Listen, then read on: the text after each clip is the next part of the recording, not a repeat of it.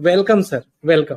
Sir यदि meanwhile यदि कोई पेशेंट को प्रॉब्लम होती है, अगर पेशेंट को हमने एकोनाइट दी, अगर बीच में अगर कोई भी XYZ प्रॉब्लम होती है, कोल्ड कफ फीवर या और बिल्कुल कोई सही भी बात है प्रॉब्लम, आपकी। तो मेडिसिन हाँ, क्या करेंगे? मैं तो बता रहा हूँ आपको। अच्छा क्वेश्चन किया आपने, बहुत ही वेरी गुड क्वेश्चन। क्योंकि अगर इतनी ग्रे पैथोलॉजी का हम डील करने जा रहे हैं, तो उसके बीच में अगर कोई दिक्कत आई तो how to solve that problem. Otherwise we will you can say अपने रास्ते से भटक जाएंगे, फिर हम we will disturb our path. तो ये बहुत अच्छा क्वेश्चन आपका किया। और उस बच्चे में ऐसी प्रॉब्लम काफी आई थी। एक बार उसको डायरिया हो गया, बहुत सीवियर डायरिया हो गया। उसका मेरे पास फोन आया, तो बोला कि सर बहुत ही ज़्यादा सीवियर डायरिया हो गया, बट मेरे को और कोई दिक्कत नहीं लग रही है। मैंने कुछ खाया था, कोई फ्राइड चीज, कुछ ऐसा कुछ किया था उसने। अब मेरी याद नहीं है जी, बहुत ही महीनों की बात है। उसके बाद उसको डायरिया हुआ। तो बोलो सर मैं क्या करूं। तो मैंने उनको जो मेडिसिन साथ में दी हुई थी, प्लेसिबो, तो मैंने बोला कि आप इसको 3 बार जो लेते हो, कम से कम 8-10 बार ले लो। तो उसने एक दिन पूरा वो ही लिया, और दूसरे दिन भी लिया। और तीसरे मेरे पास फोन आया कि सर अब वो मेडिसिन कैसे करनी है, अब तो मैं बिल्कुल ठीक हो गया हूँ, तो अब बंद कर दूं क्या। हाँ, अब मैंने उसको बोला कि आप ऐसा करो, अब फिर 3 बार से स्टार्ट कर दो। अगर आपकी मेडिसिन श्योर है, तो जितनी भी एक्यूट कंडीशंस आ सकती हैं, आएंगी, वो तकरीबन तकरीबन वो ठीक हो सकती हैं। अदरवाइज तो फिर हम रीकेस्टिंग करेंगे। रीकेस्टिंग क्यों नहीं मैंने की, और क्यों मैंने उसको मेडिसिन नहीं दी, ये बहुत बड़ा अहम क्वेश्चन है। तो मैंने उससे क्या पूछा था कि बेटा आपको जो बाकी कंडीशन जो मैंने आपसे सुनी थी, वो कैसे है। सर वो तो बिल्कुल ठीक है, बस ये डायरिया थोड़ा मेरे को तंग कर रहा है, वो और कुछ नहीं है। मैंने उसको बोला कि आप वो नींबू पानी वगैरह दो, आप मीठा वगैरह चीनी वगैरह डाल के पानी पिए, तो एक्सिलरी मेथड्स हैं वो बता दी, वो ठीक हो गया बच्चा। तो उसके बाद एक बार उसको फिर फीवर आया बहुत जबरदस्त। इतना फीवर हुआ, वो 103 के ऊपर पहुंच गया। तो उसने फिर मेरे को फोन किया कि सर अब क्या करूंगा, अब तो मैं हार्ट से तो शहर में बच ही गया, अब इससे तो बच पाऊंगा मैं, इससे तो नहीं बचूंगा मैं। तो वो अगेन फियर ऑफ डेथ, अब फियर ऑफ डेथ उसमें आया। तो फिर मैंने सोचा कि अब क्या करना है। हाँ सर, अब तो कोई ऐसा कुछ करो जो मेरे को कुछ ऐसी चीज दे दो जो मैं जल्दी जल्दी ठीक हो जाऊँ। तो फिर वही सिम्टम थे। मैंने उसको बोल दिया था कि बेटा जो तेरे पास एक शीशे में गोलियां रखी हुई हैं, वो अगर आपको ये लगा, पहले तो आप उसी मेडिसिन को फिर से 5-7 बार ट्राई करो। अगर वो नहीं ठीक हुआ, तो फिर आपने इसमें से एक गोली निकाल के ले लेना। उसमें एकोनेट 6 रखी हुई थी। तो 3 दिन के बाद में फिर फोन आया कि सर फीवर तो मेरा बिल्कुल ही चला गया, और मैं बिल्कुल ठीक हो गया। ये फीवर क्यों आया, आज हम एक केस में ज्यादा टाइम लगा रहे हैं, बट ये बात बहुत जरूरी है। ये फीवर क्यों आया, जब उसको डेंगू हुआ था, उसको बहुत देर फीवर आता रहा, और उनको स्प्रेस किया गया पैरासीटामोल से और कोई ड्रग्स जो भी एलोपैथी में होती होगी, मेरे को नहीं पता इस बात का। कंटिन्यूस उसको स्प्रेस किया गया।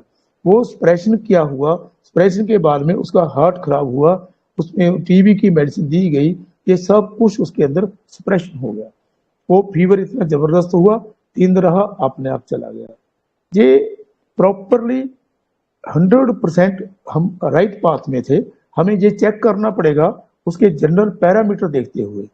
जनरल पैरामीटर क्या होते हैं कि उसकी नींद डिस्टर्ब नहीं होनी चाहिए, उसका एनर्जी लेवल डाउन बिल्कुल नहीं होना चाहिए, उसकी भूख बिल्कुल मेंटेन रहनी चाहिए, उसका टॉयलेट बाथ बिल्कुल सही होना चाहिए।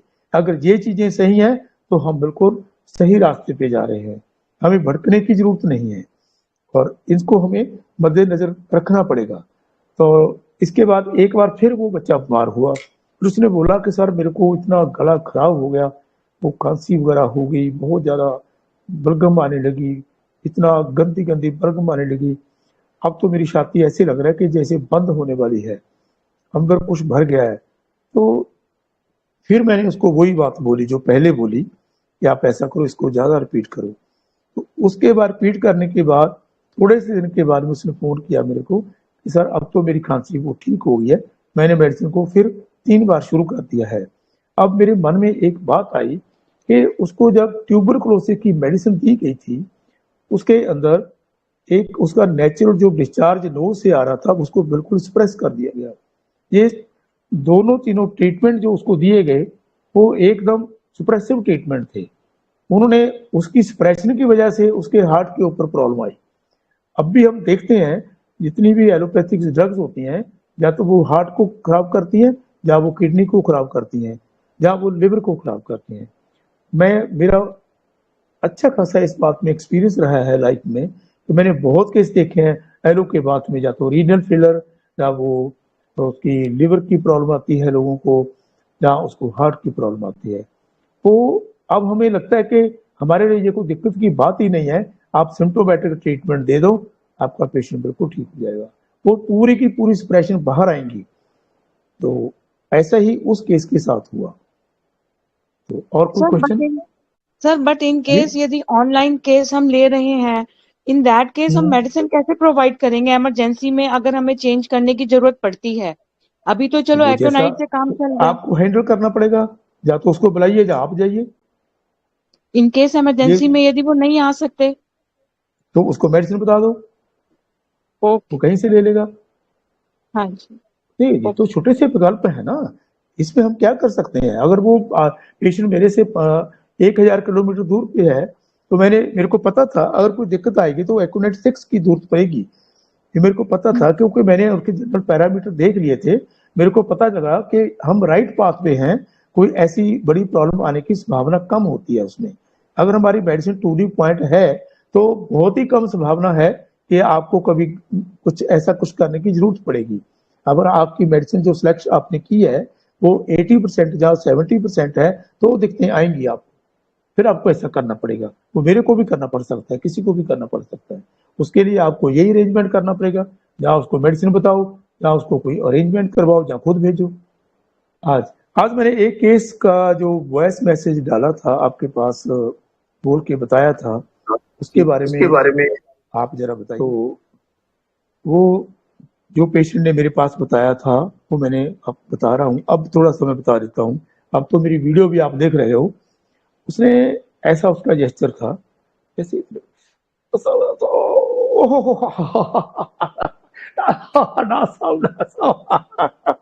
पेन बहुत हो रहा है, अरे पेन के साथ रोते तो बहुत लोगों को देखा है, पर हंसते नहीं देखा। डॉक्टर सहगल साहब ने बताया था कि पेशेंट के जो कॉमन भाषा है वो आपके लिए भी बहुत अति जरूरी है, उसमें उसकी बीमारी छुपी हुई है, आपको उससे सब कुछ पता चल जाएगा, उससे हम प्रिस्क्रिप्शन कर सकते हैं present, predominant and persistent state को देख के। पर ये एक अनकॉमन था, पेशेंट के लिए कॉमन बात थी, हमारे लिए एक अनकॉमन बात थी कि पेन के दौरान हंसना मैंने तो कभी सुना ही नहीं। एक ऐसा ही केस मेरे अब याद आ गया, मैं बता रहा हूँ आपको, अभी बता देता हूँ, कोई बात नहीं, थोड़ी सी देर में। बट इससे थोड़ा सा डिफरेंस था वो। उस केस को मैंने बहुत साल पहले ठीक किया था, 90 के बाद, जब मैं डॉक्टर सहगल के साथ अटैच हुआ था 19 के करीब, 19 में। तो उसके बाद मैंने उसको ठीक किया था, और ऐसा केस आज तक फिर आया ही नहीं कभी। और ये अब आया मेरे पास, थोड़े से वक्त की बात है ये तो। और ऐसा केस मैंने कभी अपनी लाइफ में 40 एक्सपीरियंस में, आज मेरे को 40 साल संपूर्ण होने जा रहे हैं प्रैक्टिस में, तो मैंने आज तक कभी भी जिंदगी में 1 से 2 मेडिसिन मिक्स नहीं की, और कभी मैंने ओवरडोज की रिपीट नहीं की, क्योंकि मेरे गुरुओं की कृपा से मैं डॉक्टर सेट और कैस्ट्रो साहब का स्टूडेंट रहा हूँ। वो भी एक बहुत ही एमिनेंट फिजिशियन और टॉप मोस्ट क्लासिकल होम्योपैथ थे। तो उन्हीं से हमने जो पहले बचपन में सीखा क्लासिकल होम्योपैथी, वहीं से स्टार्ट की, और कभी भी जिंदगी में एक से दूसरी डोज नहीं दी, कभी मिक्स नहीं किया, कभी कुछ नहीं किया। 1983 से जब प्रैक्टिस में आए तब तक सिंगल ही डोज चूज किया है। उसके बाद सहगल साहब के सामने आए तो वहां तो फिर कोई मतलब ही नहीं सेकंड डोज, मल्टीपल डोजेज देने का। तो ऐसा शुरू हुआ था। तो वो इतने सालों में मैंने जब पहली बार पेशेंट देखा, रियली ये पहली बार था कि ऐसा मैं सोच रहा था ये हो क्या रहा है मेरे सामने। तो लोगों को क्या हुआ है, वो फिर से हंसने लगा। हाँ डॉक्टर साहब वो तो पेन हो रहा है, बस इसको ठीक कर दिए, सहन नहीं हो रहा मेरे से। मैं बार बार पेशाब जाता हूँ, पेशाब आता ही नहीं है मेरे को, एक ड्रॉप भी नहीं आता, कभी आधा ड्रॉप निकलता है। तो मैं देख रहा था कि हो क्या रहा है। आप भी ऐसा ही कीजिएगा। ये मेरा अपना एक्सपीरियंस है, अगर आपको इससे बेहतर कुछ लगे तो वो करना है आपने। मैं ये नहीं कहता कि आप जरूर, बट जो मैं करता हूं आप थोड़ा सा उसको भी करके दीजिए। पेशेंट कुछ भी कर रहा है, बी ए कीन ऑब्जर्वर, बस देखिए वो कर क्या रहा है। आज किसी डॉक्टर का भी फोन आया मेरे पास, वो हमारे ग्रुप में नहीं है, तो बोला कि सर आपने इसको कैसे डील किया। तो मैं कहा भाई आप ऐसा करो, आप ये देखो वो क्या कर रहा है आपके सामने।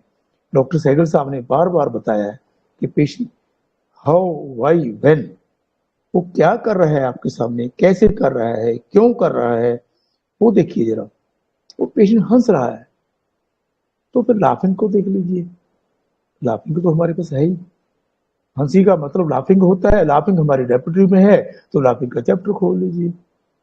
वो कब लाफ कर रहा है, व्हेन, व्हेन को लगाएंगे हम। तो कब कर रहे हैं, पेन। पर दूसरों के पेन पे तो हम बहुत लोगों को हंसते देखा है। एक बार मैंने जिंदगी में देखा कि किसी को चोट लग गई, उसको उठाने की बजाय, उसको हमदर्दी करने की बजाय वो एक लड़की हंस रही थी। ये तो कॉमन बात है, बहुत लोग ऐसे होते हैं, लेकिन बहुत ऐसे कम लोग होते हैं जिसके खुद पेन होता हो वो हंसे। This is a very very uncommon thing. तो एक तो वो हो गया। मैंने जब देखा उसको लाफिंग का चैप्टर निकाला, उसको थोड़ा स्टडी किया, देखा उसको, तो उसमें मैंने ये पाया, laughing pain, own pain with their own pain. कमाल का रूब्रिक मिला मेरे को। अरे बिल्कुल सीधी बात लिखी पड़ी है हमारे पास।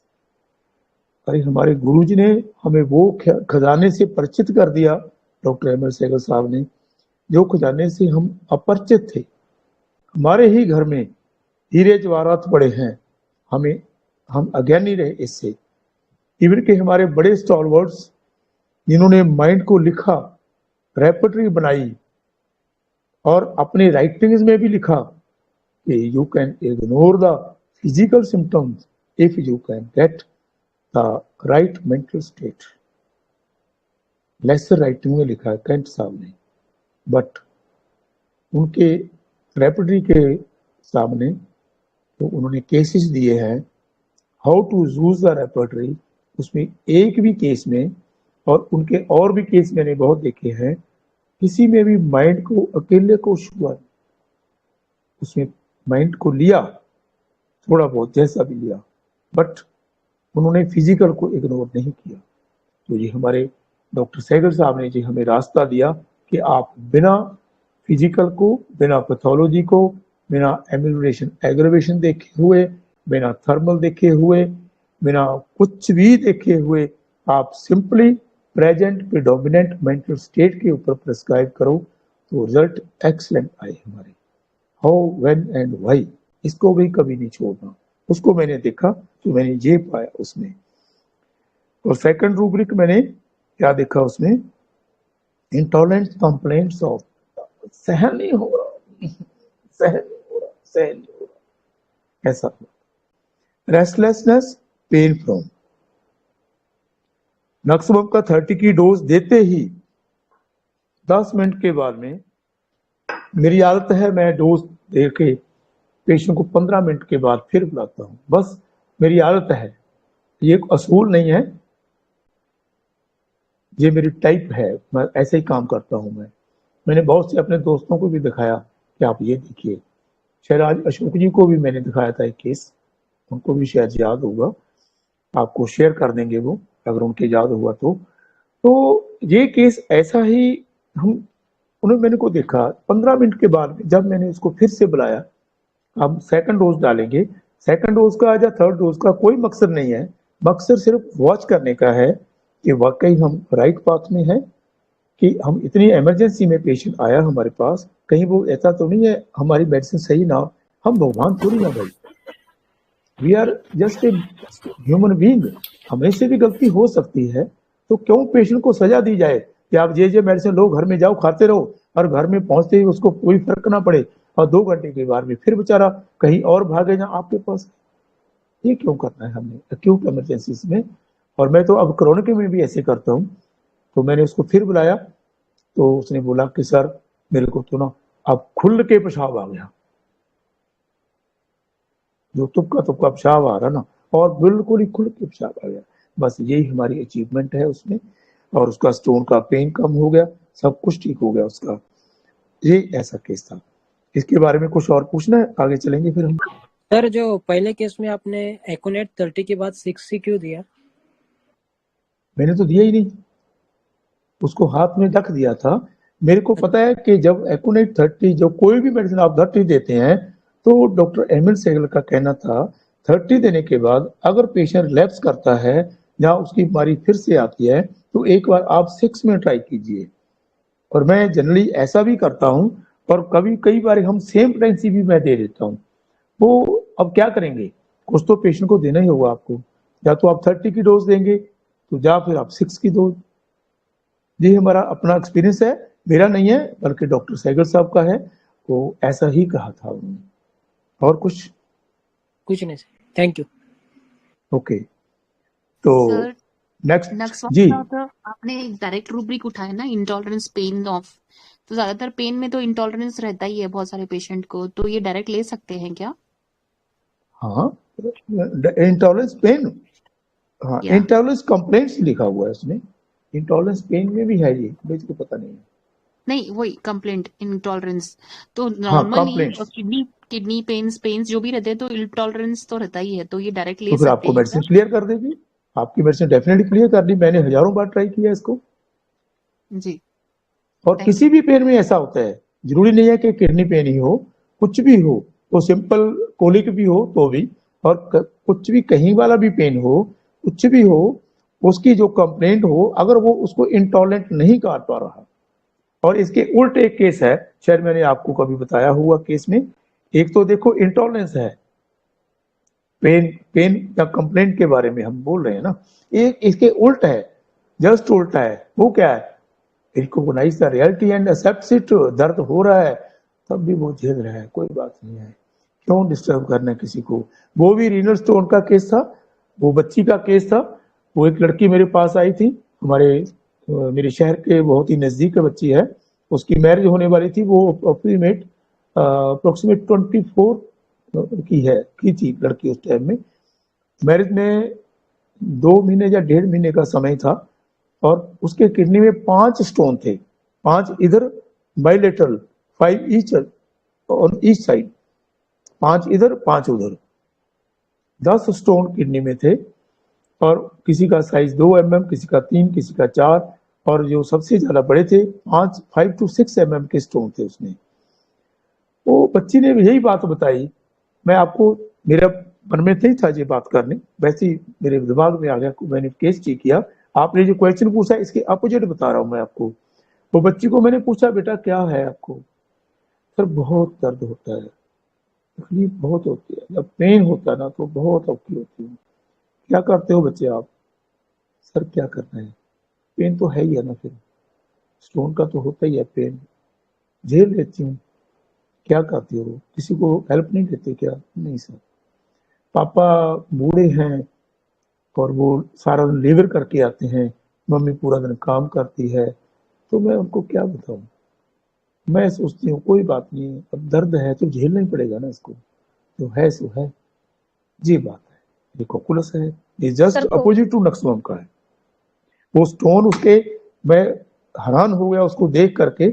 मैंने शायद पहले भी कभी केस बताया हुआ किसी क्लास में, उसके 10 स्टोन 10 दिन के अंदर अंदर, एक हफ्ते के अंदर अंदर ऐसे निकले, कमाल हो गई, जैसे कोई बेरी में से बेर झड़ते हैं नीचे, ऐसा केस था, जस्ट अपोजिट टू नक्सवम का। सर थर्ड रूब्रिक कौन सा हाँ, लिया आपने? बस रिकॉग्नाइज कर रियलिटी एंड एक्सेप्ट। नहीं नक्सवामिका के केस में। नक्सवम का वो पहले बता तो दिए थे मैंने। हाँ बता रहा हूँ आपको, एक minute. Laughing pain with own pain, ये तो पहला rubric. Intolerance complaints of restless pain from, ये था। पेन फ्रॉम, ये उसमें कंप्लीट में होगा, फिर सिंथेसिस में तो नहीं मिला मुझे। हाँ मैंने कंप्लीट देखा है डायनामिक्स में है, कंप्लीट हाँ, डायनामिक्स पता में नहीं है। किसमें है, ओके लेकिन मेरे याद ओके, है, मैंने कहीं पढ़ा हुआ, ठीक है बस याद है थैंक यू सर। जी।